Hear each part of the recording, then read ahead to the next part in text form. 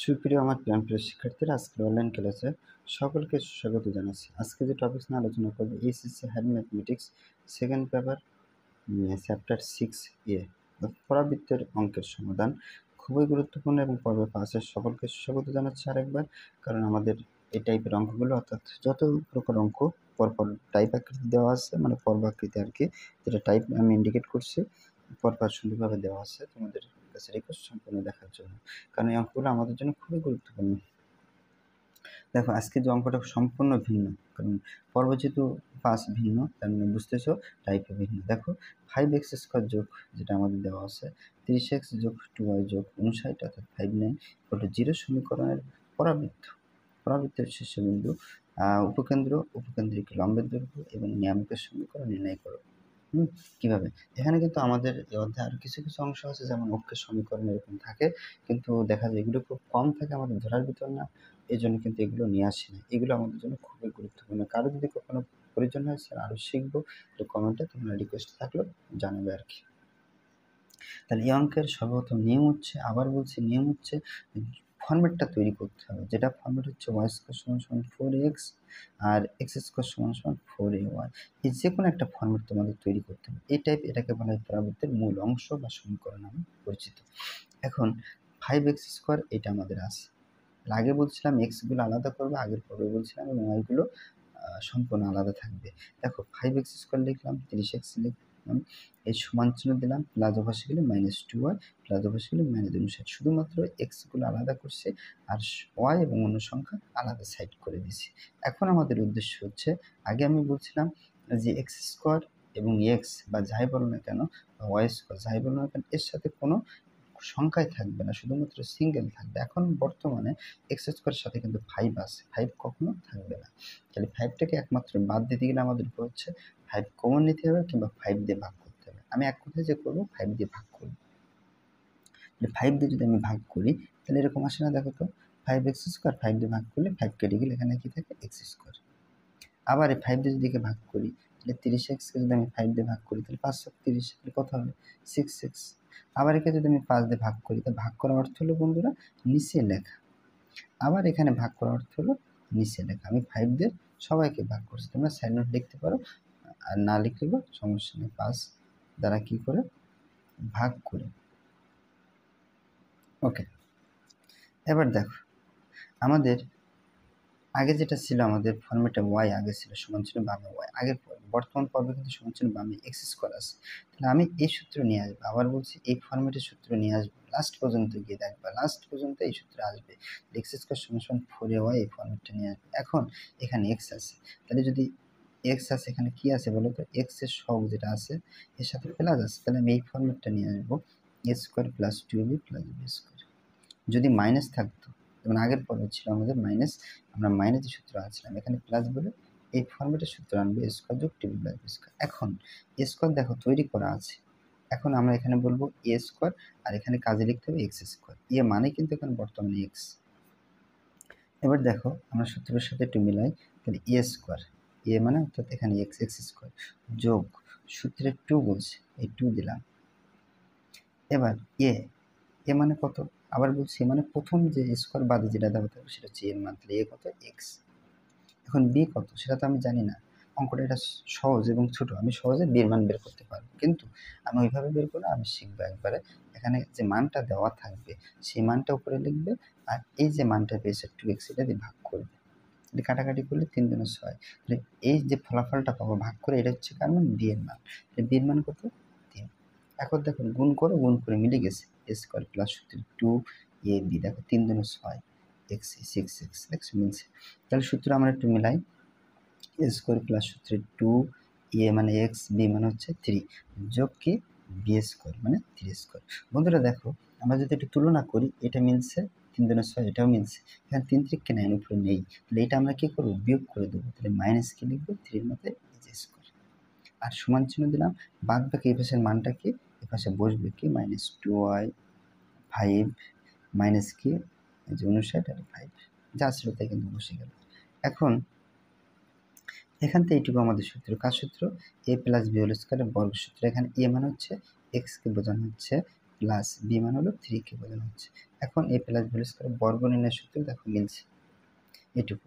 এর সমান চিহ্ন লিখলাম, এই পাশের মানগুলো লেখো -2y/5 মাইনাস কত 59 এসে 5, এই মাইনাস আসো অবশ্যই গেলে কী হবে প্লাস 3 স্কোয়ার মানে কত 3 3 9, বা লিখলাম x প্লাস 3 হোল স্কোয়ার।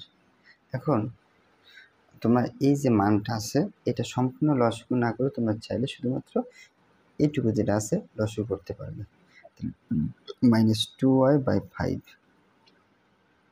আর তোমরা যেহেতু এটা অ্যাডমিশন পরীক্ষা না, তোমরা চাইলে এটা ক্যালকুলেটর ডিভাইস দিয়ে করতে পারবে, কোনো সমস্যা না। তাহলে আমি লসাগু যদি আলাদা করি তাহলে আমাদের এরকম হবে, দেখো এখানে করি মাইনাস দিলাম, লসাগু কত 5, তাহলে এখানে কত 59, এই যোগ লিখলাম, এর নিচে যেহেতু কিছু নেই 5 আর 9 গুণ করে 5 9 45, এটা। আর তোমরা চাইলে তোমরা ক্যালকুলেটর ডিভাইস দিয়ে করতে পারবে। বা লিখলাম x প্লাস 3 হোল স্কোয়ার লিখলাম, এখানে যা আছে তাই লেখো, -2y/5 মাইনাস এটা লেখো। তোমরা চাইলে এখানে আগে বলছি তোমরা যদি চাও যে ক্যালকুলেটর দিয়ে এখানে করবে করতে পারবে, তাহলে যোগ বিয়োগ করো, যোগ এখানে মাইনাস তো থেকেই গেল 59 অর্থাৎ যোগ বিয়োগ করো, যোগ বিয়োগ করে যে মানটা থাকবে সেটা এখানে তোমরা লিখবে। তাহলে এখানে যে মানটা থাকে সেটা হচ্ছে এখানে যেটা থাকতেছে সেটা লেখো, এখানে কিন্তু মাইনাস আর এখানে 59, হ্যাঁ, তাহলে 14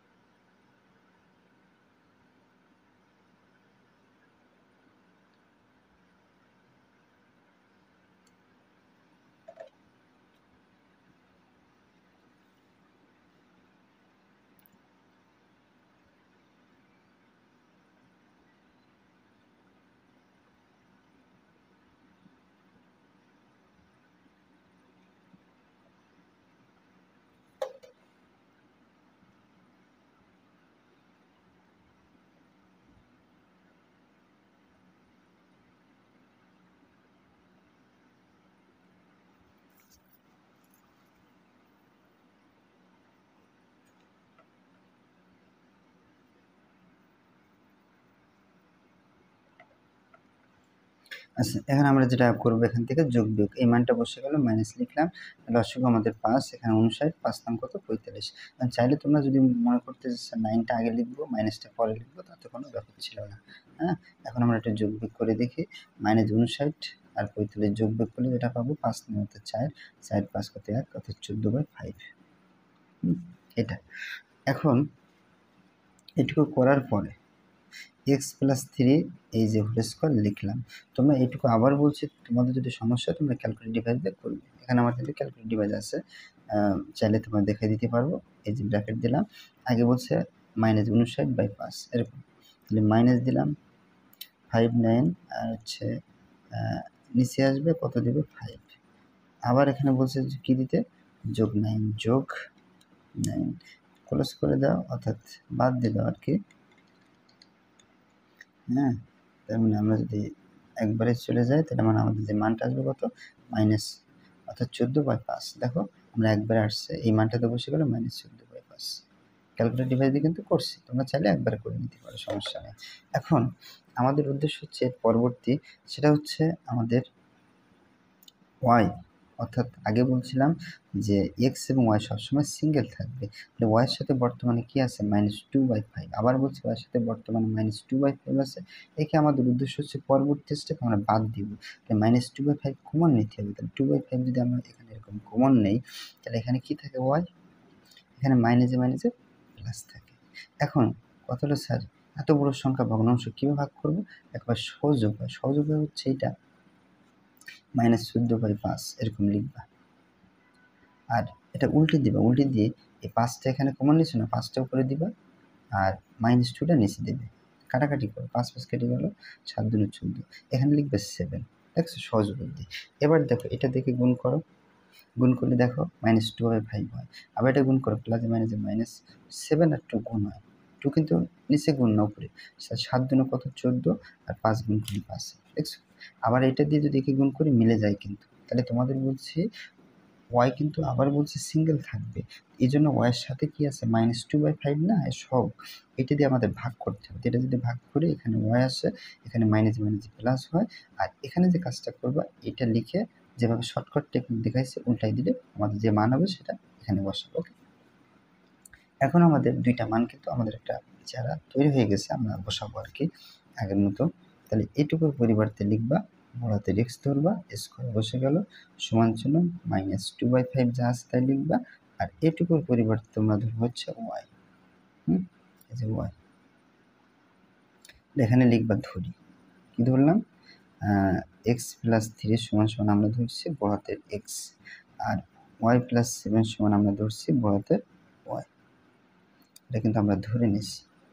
দেখো অঙ্কটা আবার এই ফর্মেট থেকে আমরা কত দূরে আছি, আর এক্স স্কোয়ার সমান 4ay, এক্স স্কোয়ার কিন্তু তৈরি করা হয়ে গেছে।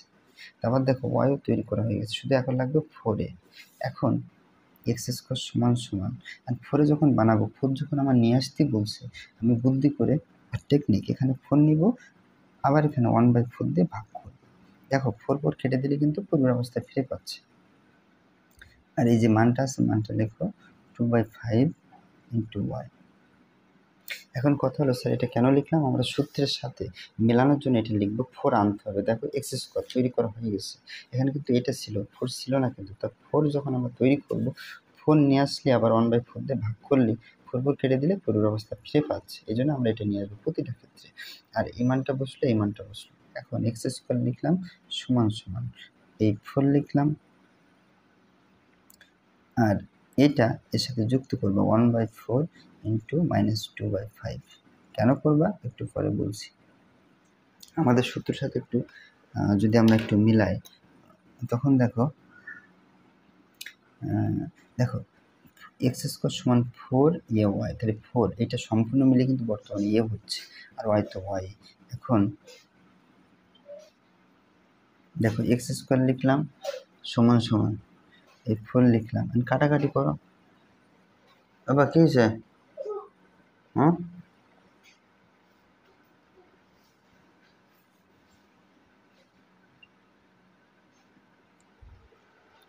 বাবা কি হয়েছে?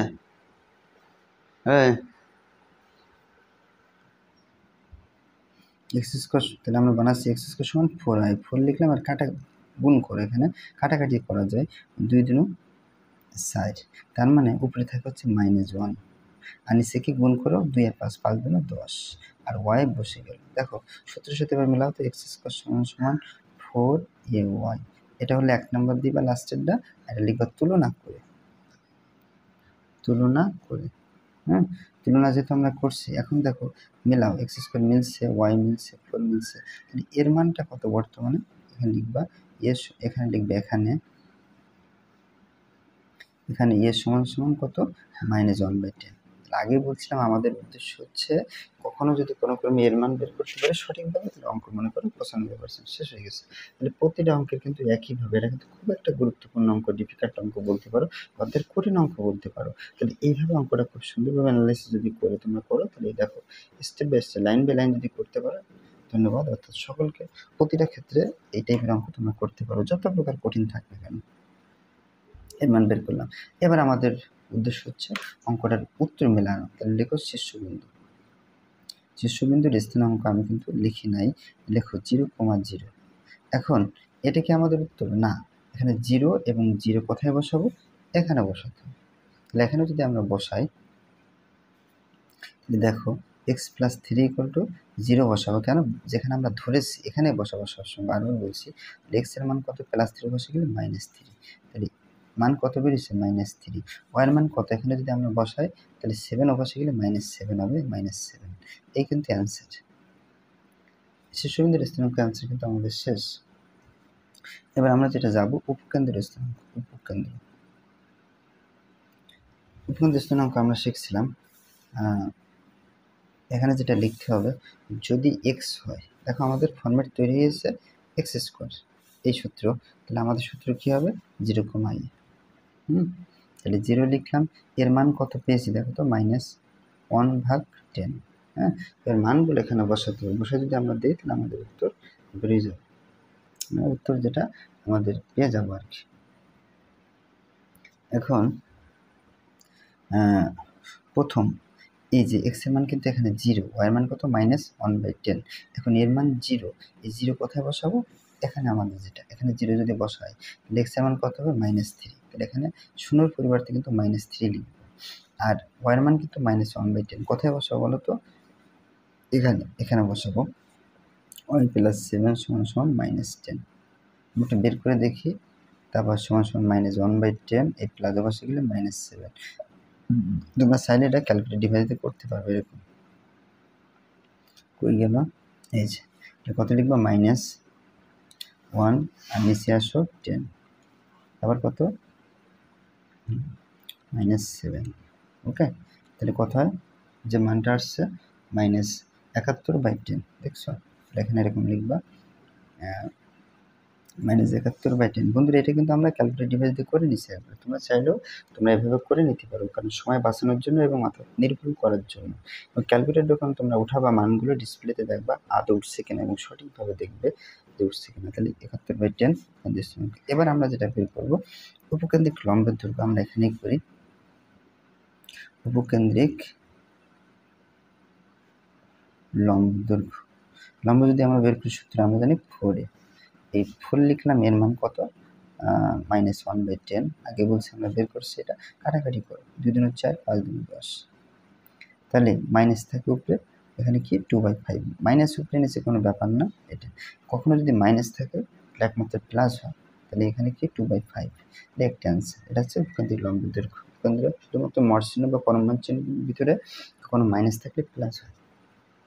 এই ছিল হচ্ছে আমাদের উপকেন্দ্রিক লম্ব দৈর্ঘ্যের উত্তর। আচ্ছা, এবার নিয়ামকের সমীকরণ, নিয়ামকের সমীকরণ যখন আমরা লিখব, আমরা সূত্র জানি যে যদি কখনো এটা হয় তাহলে উল্টে যাবে, এখানে এক্স আছে, এক্স স্কোয়ার না, এটা তৈরি করছে সূত্রে, তাহলে এক্স হলে আমাদের সূত্র হবে ওয়াই সমান -। বন্ধুরা এটা সূত্র, এটা টেকনিক খাটাবো, ওয়াই সমান -। এর মান কত, এর মান এখানে বসাও -1/10। এখন ওয়াই লিখলাম -এ প্লাস 1/10। এখন ওয়াই এর মান পেলাম কিন্তু 1/10, ওয়াই এর মান এখানে বসাবা, ওয়াই এর মান কত দেখো, এটাকে লিখে নে y + 7 সমান কত y। এখন যেটা আমরা ধরছিলাম, এই বড়হাতের ওয়াইটা আমরা ধরছিলাম, তাহলে আমরা এই বড়হাতের ওয়াইয়ের জায়গায় 1/10 বসাবো। এবার কি করব, ক্যালকুলেশন করব, করলে আমাদের উত্তর, এখানে তোমরা ক্যালকুলেশন করো, y লিখলাম সমান 1/10, প্লাস 7 অবশ্যই হলে -7। তোমরা চাইলে এটা একবারে করতে পারো, আর চাইলে লসি করে করতে পারো, কোনো ব্যাপার না। তাহলে একবারে যদি আমি করি তাহলে আমাদের এরকম আসবে, উপরে 1 আর নিচে হলো 10, তারপর হচ্ছে আমাদের -7,